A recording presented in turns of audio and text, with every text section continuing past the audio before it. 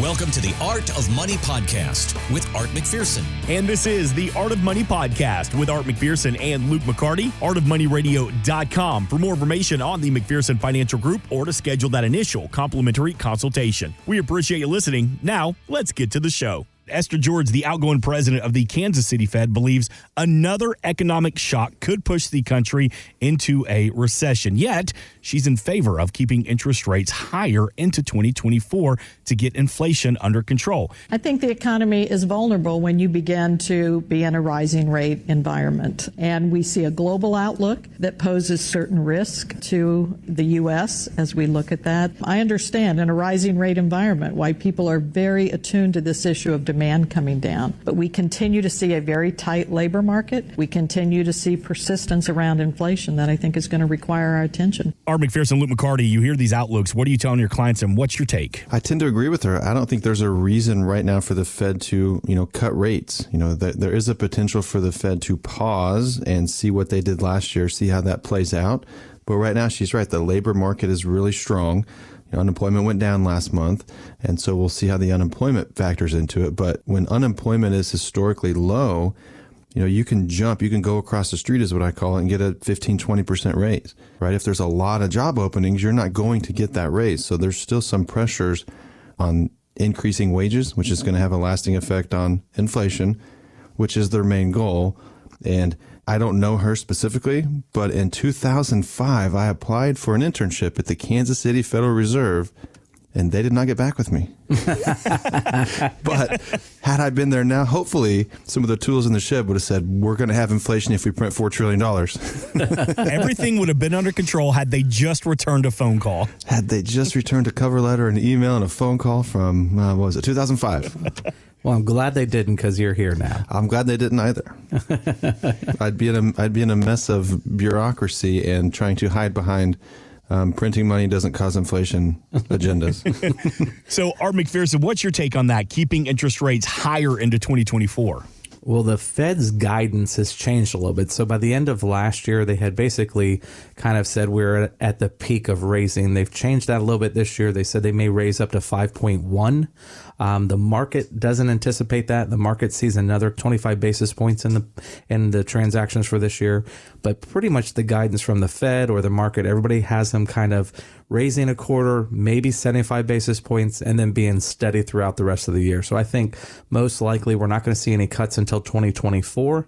The problem would be is if they do raise the full up to 5.1, 0.75%, it could cause more pain. So the Fed, by doing that, can hit the bond markets a little bit, can also hit the stock market some more, and then continue to slow things down, which could cause us to go into a full recession. Mm-hmm. And then all of a sudden you start having large job losses and other things, and then it's going to have to accelerate their plans to try to cut rates in the future. So they had to play a real kind of careful game here. So I think what they've already done, they should kind of stay put.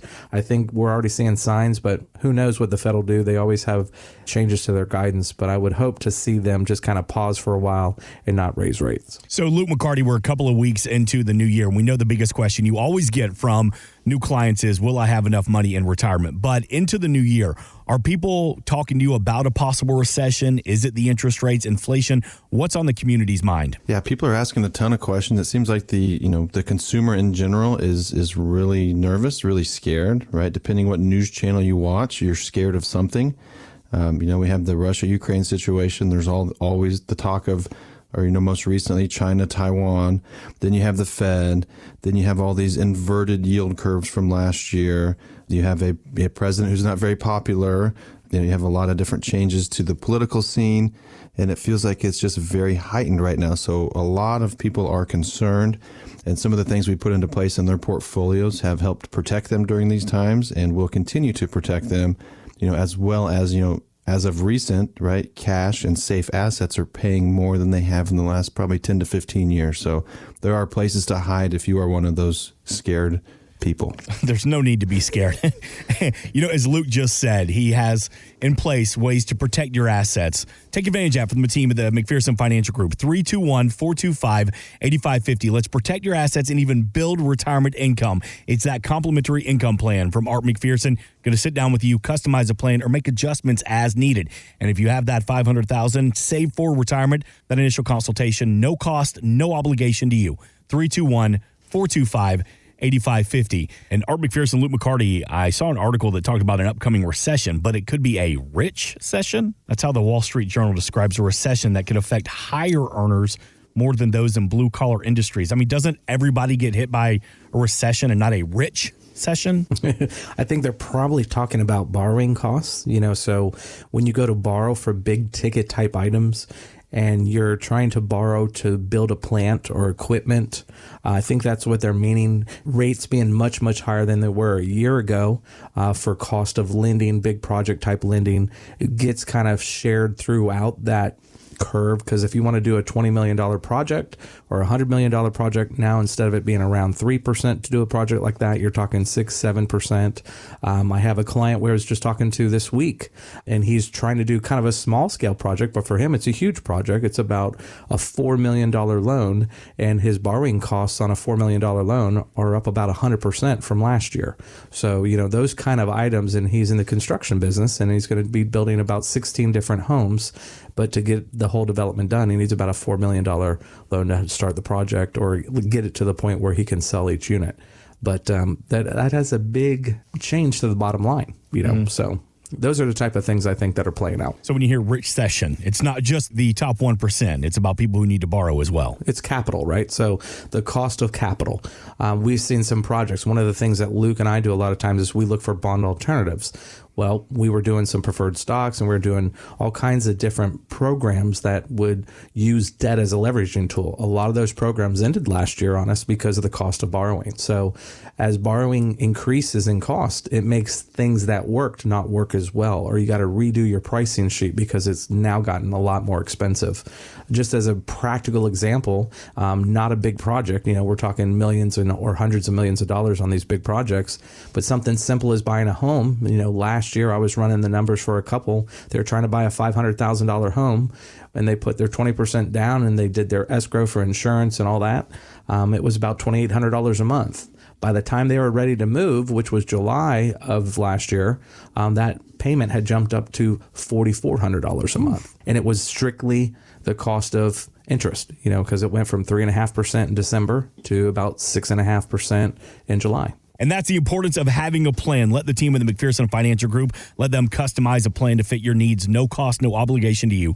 321-425-8550. And the current low tax landscape is due to change in 2026 when the Tax Cuts in the Job Act, that's going to sunset. So that means ordinary taxes rates, they're going to increase to what they were back in 2017. And the estate tax exemption is going to be cut in half. Plus, the element of divided Congress. So these are all good examples as to why we need such a good tax plan sooner than later. And Luke McCarty, as y'all say, tax planning isn't just around April, it's all year round. Yeah, it's all year round. I mean, we are already starting 2023 tax plans.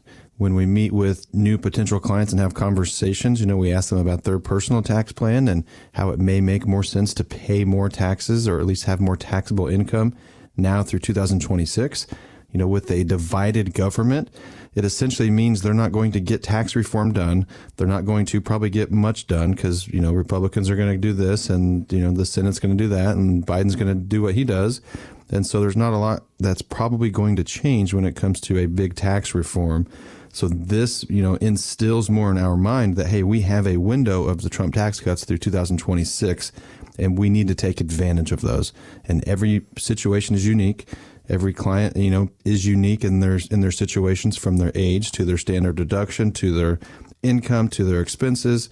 And so every client we have here is doing something a little bit different, but around the same IRS rules. Yeah, and the reason Luke says that at the beginning, we have a very divided government. So if it's passed in the House, that's one thing, but the Senate also has to pass it before it becomes law. So you've got a split in the Senate right now, about a 50-50. So you have to do some arm twisting to get a couple Democrats to go your way if you're a Republican legislation.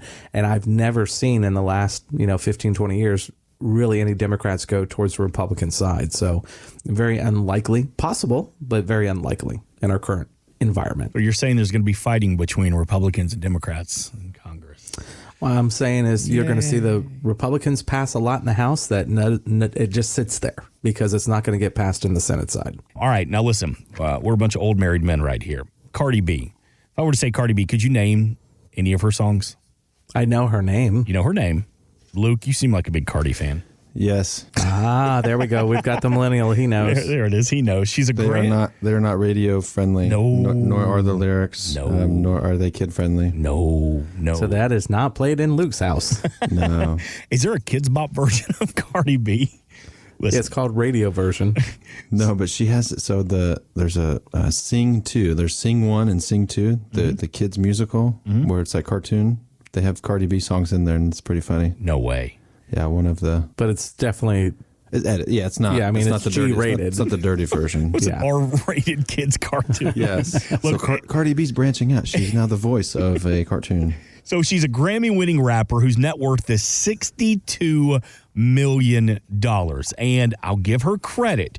She's very cost-conscious, especially when it comes to what inflation has done to her grocery prices, of all things. You're going to go broke soon because y'all not budgeting. I get a summary of the money that's being spent in my home every week. So when I'm starting to see they're like groceries is like everything tripled up. They're like lettuce was like $2 a couple of months ago and now it's like $7. Of course I'm going to say something because if I think that is crazy, I can only imagine what middle class people. So yes, I'm going to say something.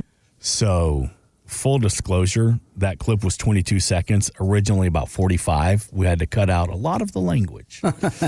And then you beeped out the last two that you couldn't cut out. Yeah, there's some, the edits just wouldn't work. It was funny, though. But that's Cardi B right there. I know that voice. Look, I'll give her credit, though, because how many times do you hear about superstars, athletes, the Mike Tysons of the world, the MC Hammers of the world, the Tony Brown, all of these celebrities that lose all of their wealth. I'll give her credit, though. At least she has a handle on her financial situation. So if the ultimate rich, she's worth $62 million. If they're worried about it, how can you help us that don't quite have that much net worth? Well, it just goes to show that everybody sees it. When you go to the grocery store and just like she said, a head of lettuce was $2 and now it's $7. She's like, what are you talking about? And that permeates everything. Of course, it hits somebody who's on a fixed income much harder than her because she has the ability to go out there and make new albums and new records and have new income. And when you say that she's worth $60 million, that's basically the net worth of all her assets. So that means she has a high enough income to have those kind of assets already. So Cardi B is not hurting by any means. But it also means she's a smart lady because she hasn't spent all that income. She's actually accumulating things of value. So she's doing a good job with her money and she's actually investing it and buying properties and things along those lines. So it's pretty amazing the type of wealth that can be made in something like a celebrity status for playing a game like football or singing music. But when you think about it, it makes sense because we all love watching football and we all love listening to music. So even if you're in a specific segment, you can make a tremendous amount of money by creating value out there on something we want to take part in. Luke McCarty, if you find you're working with somebody who comes into a massive amount of wealth, it could be an inheritance or a lottery or maybe just a job that pays very well, do you find it hard keeping people on a budget or creating a budget for someone who's never had to experience that?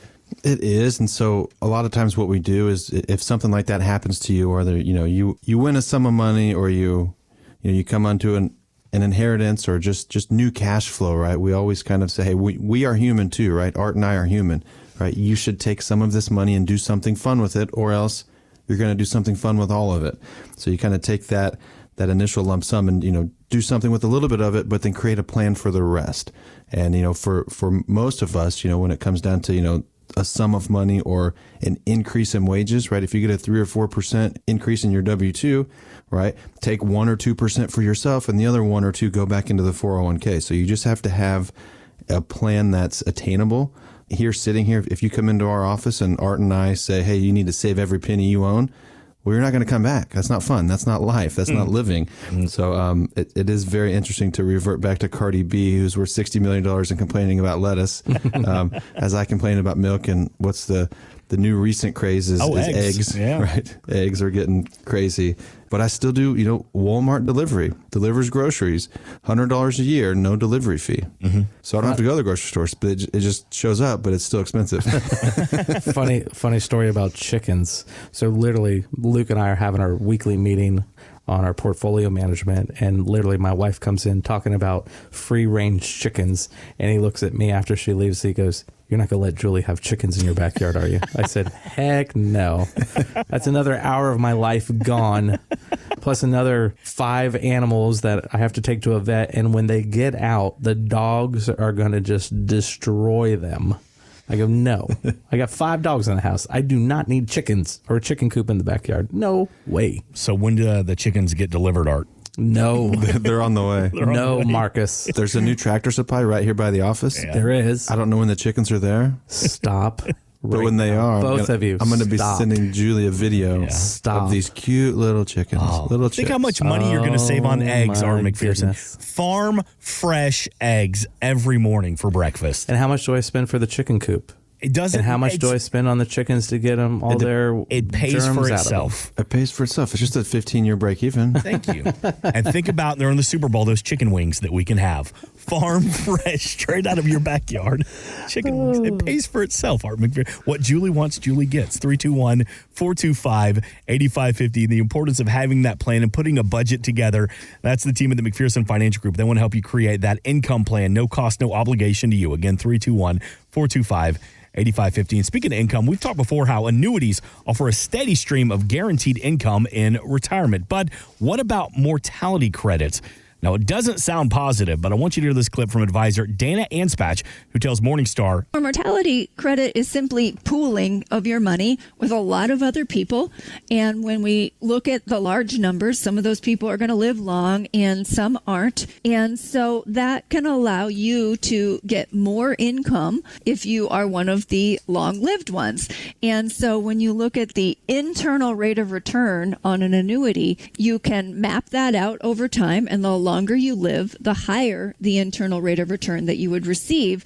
So a mortality credit is just an annuity. Yeah, so it's internal inside the annuity. So these are the annuities where you annuitize, where you give the insurance company a lump sum of money, and you need to outlive the income stream or you did the wrong thing, right? So the insurance company is assuming some of us are going to die before our life expectancy, and those in that scenario are going to help pay for those who live longer. So we do not like those types of annuities here at McPherson Financial Group. If you remember the first Secure Act, right? Mark Bernard last week was talking about Secure Act 2.0, but the first one, it added in a component to your 401k that has an annuity inside of it. So you can, at retirement, take your whole 401k, don't do it, you can take your whole 401k and put it into this annuity and get a guaranteed income stream for the rest of your life, for the rest of you and your spouse's life. But if you die, or should I say when you die, it's gone. So we don't like those types of annuities because if when you pass away, there's nothing left. And so we try to avoid those types. Yeah, we'd much rather use an annuity, Mark, that had an income rider or a guaranteed income stream where like we can still do the same thing. We can calculate a payout factor for everybody when we turn on those income streams and know how long that's going to last.